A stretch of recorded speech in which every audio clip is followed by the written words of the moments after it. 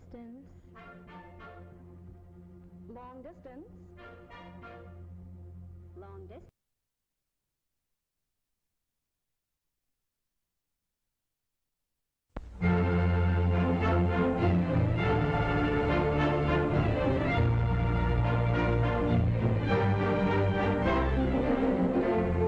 Long distance,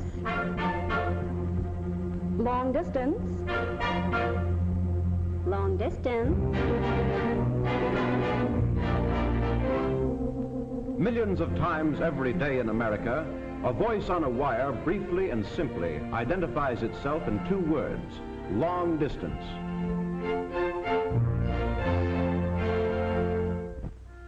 These words form one of the most familiar phrases of our language. It is a phrase that announces an unseen personality, an alert young woman who needs to know only who or where in order to make a path for speech to town or countryside over the horizon. It suggests naturally a watchful feminine presence at a switchboard and the supplementary agency that in a few seconds can select from countless routes the one that best can take this speech to faraway places.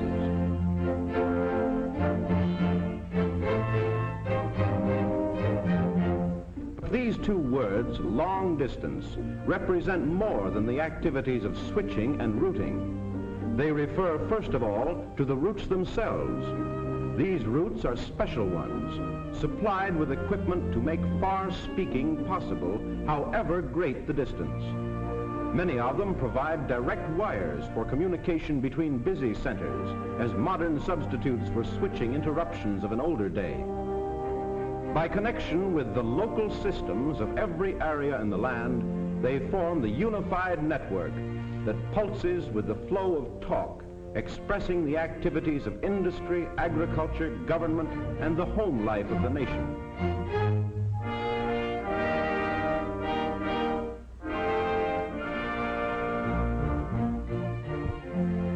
A 250,000 miles of these specially equipped circuits are underground, and the lines above the ground are so extensive that no man has ever seen them all.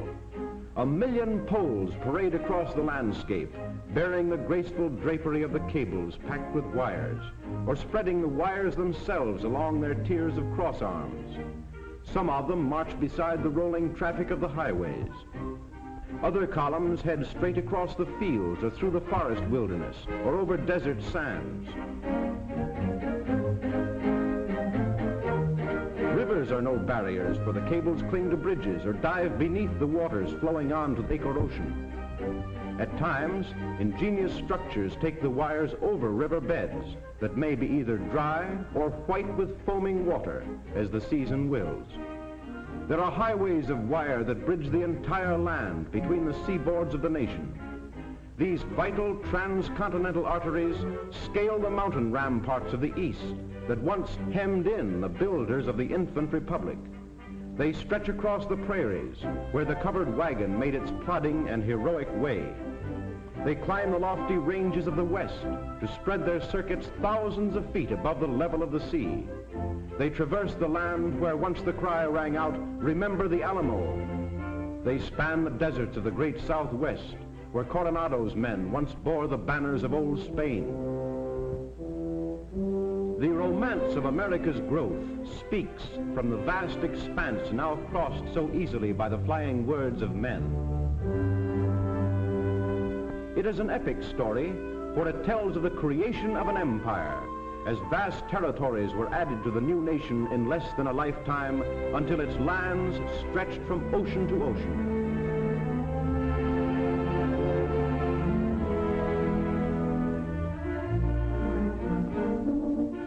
This romance is the story of explorers who braved the dangers of an unknown western wilderness that they might discover for America what was encompassed in her new boundaries.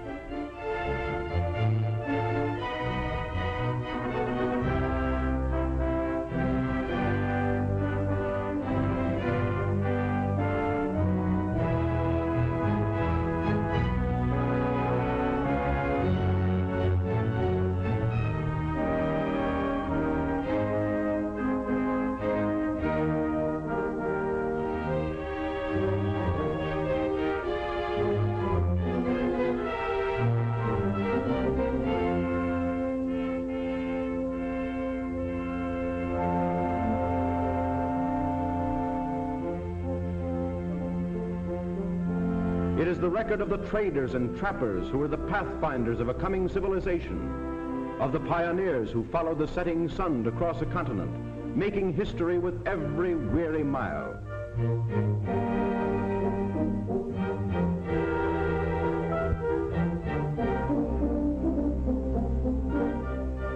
It is the thrilling, heartwarming story of faith and courage that faced without flinching the uncertainties and dangers of isolation, a courage that laughed away the hardships, that sang away the heartaches as the wagons creaked and lumbered along the pioneer trails.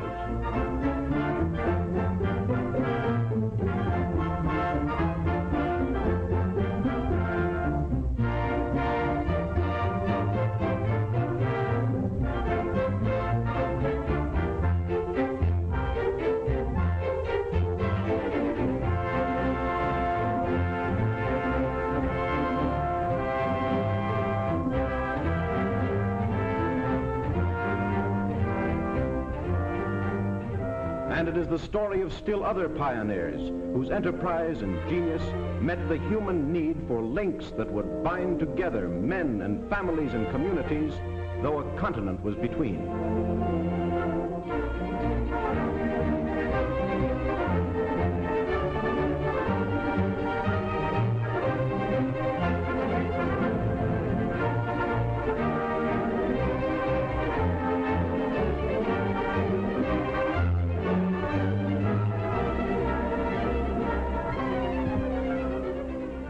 And so a land was peopled, so a scattered society became a homogeneous one, as obstacles to the interchange of intelligence and ideas were conquered.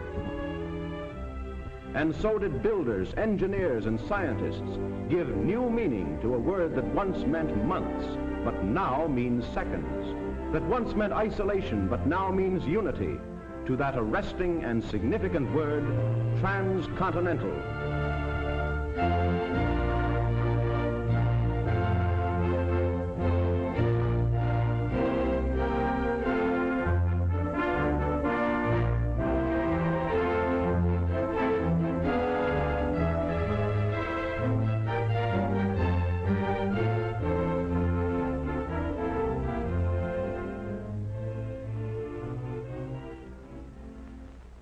But long distance means more than wires.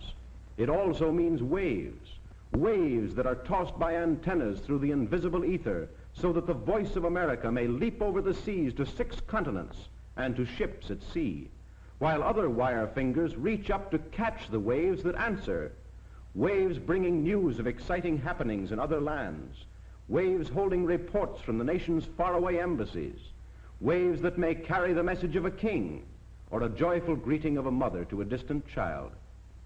And besides these wire and wireless channels to distant places, long distance also means the art whereby the wires and wireless are brought together. Stationed like sentinels along our country's eastern and western shores are the houses of magic where sensitive apparatus and skilled attendants form and guard the unbroken pathways that span the 7 seas, in the telephone's conquest of time and space. There are other houses of magic too, hundreds of them, placed with the precision of engineering science, without which the land wires would fail in their word-bearing mission. Just as the cry in other days was, "Fresh horses for the stagecoach," so now must there be new energy for the electric currents that speed our speech to distant places. Repeaters are what these energizers are called. It is because of them and the experts guarding them that the precious freight of words upon the wires may be delivered undelayed and unharmed despite the distance of their travel. Nor are words the only freight that rides the wires. There is music, too, that must travel unimpaired by the length of its journey. For long distance is each wire network that brings to broadcasting stations the songs of the day, the music of the masters, the voice of statesman, humorist, newscaster.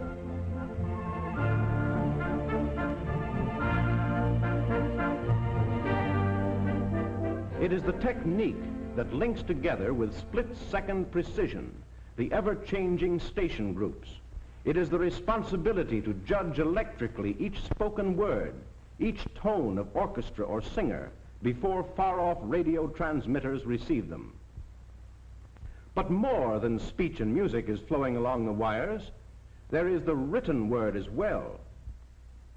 At many a switchboard is the sound not of voices, but of tapping keys, as operators provide wire channels for typed communications. And so long distance means the circuits over which written messages may pass between teletypewriters.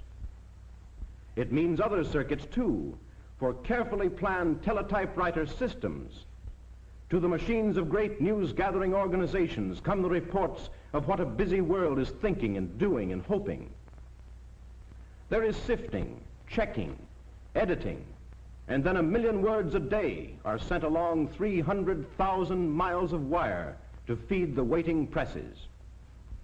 Again, there is special news for those who protect communities, the alarms that tell of lawlessness and crime, the warnings that help to trap and capture public enemies. To meet the speed of escape, long distance gives the speed of the flashing word. In one great area of the Northeast, larger than that of all of Great Britain, the police organizations of many states cooperate to utilize a special wire network in their alert activities.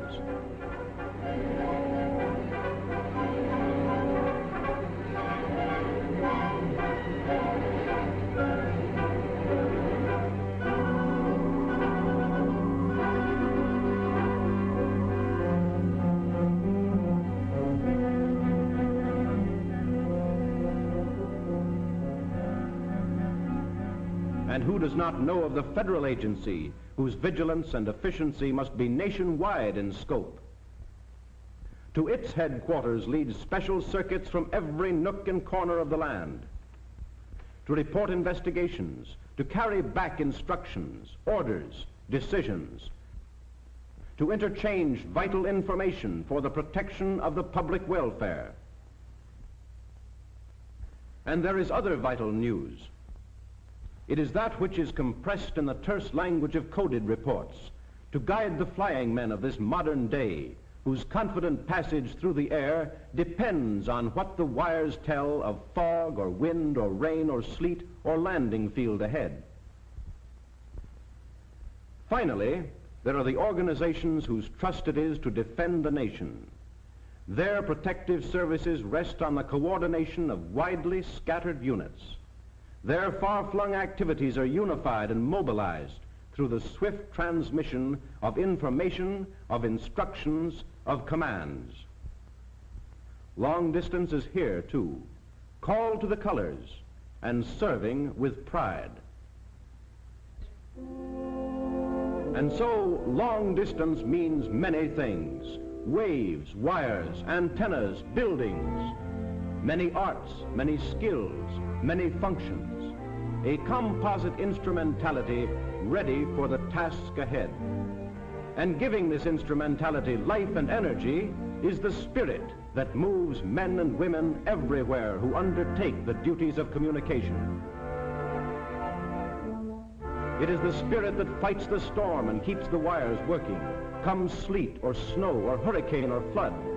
It is the spirit that speeds, in routine or emergency alike, the words that question, that answer, that decide, that summon aid or give it. It is the age-old tradition of the message bearer.